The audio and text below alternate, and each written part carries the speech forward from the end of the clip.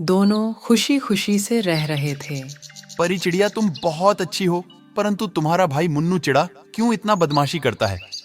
उसे तुम समझाती क्यों नहीं हो? आजी, मुन्नू चिड़ा मेरा भाई है। हाँ, वो थोड़ा झगड़ालू है, लेकिन उसके खिलाफ मैं कुछ भी बुरी बात नहीं सुन सकती हूँ। दूसरी तरफ रवि चिड़ा, परी चिड़िया और चुन्नू चिड़ा को अलग करने का कोई तरकीब सोच रहा था। तब तक उसके सामने परी चिड़िया का भाई मुन्नू चिड़ा दिखाई देता है। उसको कुछ कौवे छेड़ रहे थे। मुन्नू चीड़े, हमने तुम पर विश्वास करके तुमको कितना सारे दाने उधार पर दिया था, लेकिन अब तुम वापस नहीं कर रहे हो। मैं कोई नहीं दाने देने वाला हूँ। तुम लोगों को जो करना है वह कर लो। तभी सारे कौवे गुस्से में मुन्नू चिड़े को मारने लगते हैं और मुन्नू चिड़ा ज्यादा जख्मी होकर बेहोश हो जाता है। यह सब रवि चिड़ा देख रहा था और देखकर उसके दिमाग में एक उपाय आता है और रवि चिड़ा मुन्नू चिड़ा को पकड़कर परी चिड़िया के पास ले जाता है। परी चिड़िया, देखो तुम्हारा भाई कितना ज्यादा जख्मी है और होश में भी नहीं है। रवि चिड़े, मेरे भाई को इतना बेदर्दी से किसने मारा है? अरे परी चिड़िया, तुम्हारा पति तुम्हारे भाई से बहुत ज्यादा नफरत करता है और उसने ही तुम्हारे भाई को मारा है। मुझे पता है कि तुम मेरी बातों पर यकीन नहीं करोगी, लेकिन मैं खुद अपनी आंखों से देखा है। यह सब सुनकर परी चिड़िया को अपने पति के ऊपर बहुत ज्यादा गुस्सा आने लगता है। कुछ ही देर बाद चुन्नू चिड़ा भी वहां पर आ जाता है और बोलता है, अरे रवि चिड़े, तुम तो रानी चिड़िया के भाई हो ना? आप उसको अपना बदला लेने के लिए इतना मारा है कि मेरा भाई अभी हॉस्पिटल में है। उसका इलाज निप्पुलाल वैद्य कर रहे हैं और निप्पुलाल वैद्य जी ने ये भी कहा है कि उसको अगर 2 दिन में होश नहीं आया तो वह मर भी सकता है। चुन्नू चिड़ा और परी चिड़िया के बीच में लड़ाई कराकर रवि चिड़ा वहां से चला जाता है। परी चिड़िया, तुम मुझ पर भरोसा करो, मैं तुम्हारे भाई को नहीं मारा हूँ। तुम्हारे भाई को किसी और ने मारा है। तुम मुझ पर यकीन करो। आप उसी दिन ही मेरे भाई के बारे में बुरी बुरी बातें बोल रहे थे। आप जब मेरे भाई को मार सकते हैं तो मुझे भी मार सकते हैं। मैं अब जा रही हूँ और कभी भी वापस नहीं आऊंगी। इतना बातें कहकर परी चिड़िया वहां से चली जाती है और परी चिड़िया के जाते ही रवि चिड़ा वहां पर आ जाता है और बोलता है, देखा चुन्नू चिड़े, मैंने अपनी बहन का बदला ले ही लिया। आखिर परी चिड़िया चली ही गई और वह कभी भी वापस नहीं आएगी। और तुम्हें पता है, मैंने परी चिड़िया से झूठ कहा है कि तुमने उसके भाई को मारा है। परी चिड़िया के भाई को कौओं ने मारा है और परी चिड़िया समझ रही है कि उसके भाई को तुमने मारा है। रवि चिड़े, मैं तुम्हारी बहन रानी चिड़िया के साथ कुछ भी गलत नहीं किया था, तब तुम मुझसे बदला क्यों ले रहे हो? बस चुन्नू चिड़ा, तुम्हारे कारण आज मेरी बहन रानी चिड़िया मेरे साथ नहीं है। मैं तुमसे हमेशा अपना बदला लेता रहूंगा। बस इतना बात कहकर रवि चिड़ा खुशी खुशी वहां से चला जाता है। रवि चिड़े की बात सुनकर चुन्नू चिड़े के दिमाग में एक उपाय आता है। रवि चिड़े ने कहा है कि परी चिड़िया के भाई को कौवे ने मिलकर मारा है। मुझे अब तो कुछ ना कुछ करना ही पड़ेगा।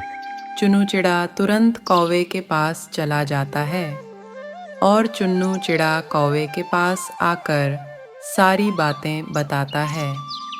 कौवे भाई, तुम परी चिड़िया को सारे हकीकत बता दो कि मैंने मुन्नू चिड़े को नहीं मारा है। चुन्नू भाई, परी चिड़िया के भाई मुझे बिल्कुल ही पसंद नहीं है। हमने बहुत सारे दाने उसको उधार पर दिया था, लेकिन उसने मुझे मेरे दाने वापस नहीं किया है। इसीलिए हम सभी कौवे ने मिलकर उसे मारा है। लेकिन चुन्नू भाई, तुम कहते हो तो परी चिड़िया को सारे सच्चाई बता दूंगा। चुन्नू चिड़ा कौवे को लेकर परी चिड़िया के पास चला जाता है। तब परी चिड़िया बोलती है, आप यहाँ पर क्या करने आए हैं?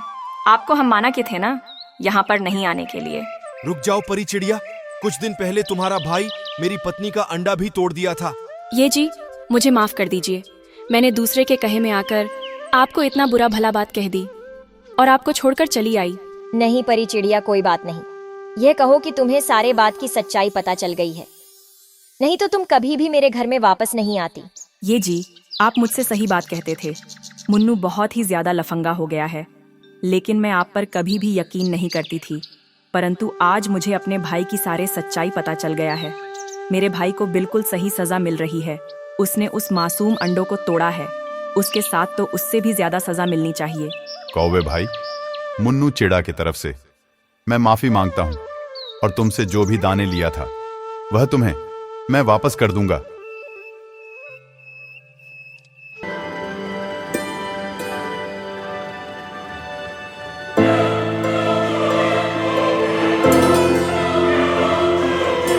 एक नदी के किनारे हरे भरे जंगल था। उस जंगल में अनेकों प्रकार के जंगली जानवर तथा अनेकों प्रकार के पक्षी का समूह और एक हाथी का समूह भी था। उस जंगल का मुखिया शेर खान था। वर्षों से वह सभी जानवर और पक्षी आपस में मिलकर एक सुखी जीवन व्यतीत कर रहे थे। लेकिन एक समय उस जंगल में अकाल पड़ने लगा। नदी का जल सूख गया, वन की हरियाली चली गई और सभी जानवर भूखे प्यासे करने लगे। इस विपत्ति से निकलने की प्रार्थना के लिए सभी जानवर और पक्षी अपने मुखिया शेर खान के पास गए और बोले, महाराज, इस अकाल की चपेट में यदि हम और अधिक समय तक इस वन में रहे तो हम सब इस काल का शिकार बन जाएंगे। यहां भूखे प्यासे रहना बहुत ही कठिन है। कृपा कर किसी अन्य स्थान की खोज करें जहां जल का स्रोत और हरियाली हो। शेर खान सोचने विचारने लगा और कुछ देर बाद बोला, ठीक है, मैं कोई और ठिकाने का पता लगा रहा हूं। तुम सब निश्चिंत रहो, ये आपदा ज्यादा दिन तक नहीं रहेगी। इतना कहकर शेर खान वहां से चला जाता है।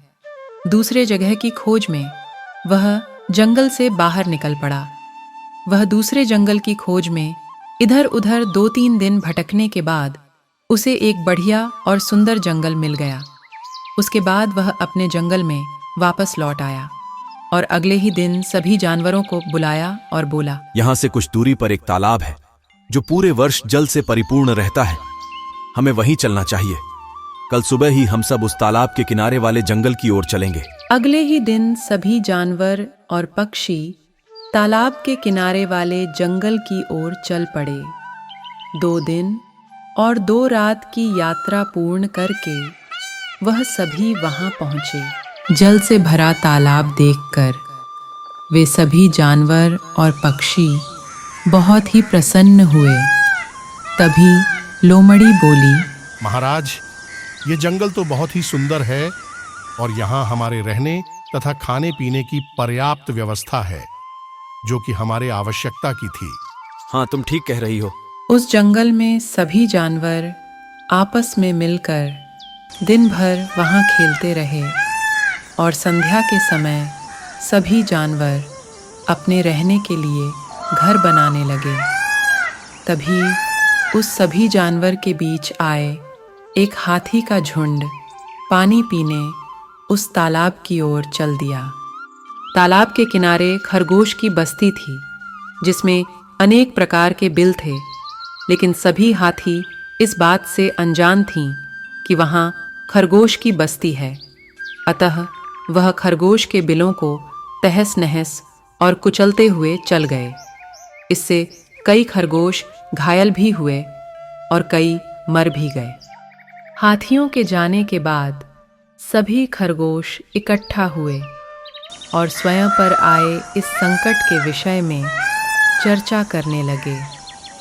तब एक बूढ़ा खरगोश बोला, हाथियों का समूह अब प्रतिदिन पानी पीने के लिए तालाब में आया करेगा। ऐसे में हमारा यहाँ रहना कठिन हो जाएगा। ये हमारे बिलों के साथ हमें भी कुचल देंगे। हम में ऐसी कोई नहीं बचेगा। इस प्रकार हमारा वंश ही समाप्त हो जाएगा। जीवन है तो हमें अपने जीवन की रक्षा करनी पड़ेगी। जीवन की रक्षा के लिए जो संभव हो हमें करना चाहिए।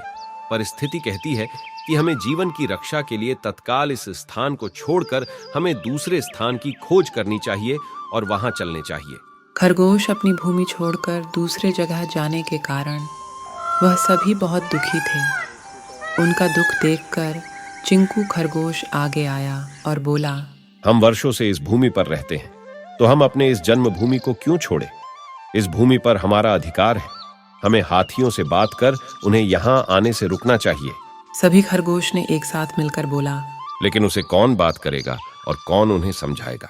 मैं उनसे बात करूंगा और यहाँ आने से मना करूंगा। लेकिन क्या वह तुम्हारी बात मानेंगे? अवश्य मानेंगे। मेरे पास एक युक्ति है। मैं उनसे कहूंगा कि यह तालाब उस चंद्रमा में बैठे खरगोश का है और उसने आप लोग को यहाँ आने से मना किया है। संभवतः वे मेरी बात मान जाए। अगले ही दिन चिंकू खरगोश हाथियों के मुखिया से मिलने तालाब के मार्ग के पास एक ऊंचे किले पर जाकर बैठ गया। जब हाथियों का समूह वहां से गुजर रहा था तो वह हाथियों के मुखिया बबीता से बोला, गजराज, क्या आपको झांत नहीं है कि यह तालाब चांद में रहने वाला खरगोश का है? आपके बिना उसकी अनुमति के इस तालाब के जल का उपयोग नहीं करना चाहिए। तुम कौन हो? मैं चांद में रहने वाला खरगोश का संदेश देने वाला हूँ। उसने मुझे अपने संदेश के साथ आपसे मिलने भेजा है। वह क्या संदेश है? संदेश है कि इस पवित्र तालाब में चंद्रदेव का वास है, इसलिए आप सब इस जल का उपयोग नहीं कर सकते हैं। मैं कैसे मान लूं कि यह तालाब चंद्रदेव का है?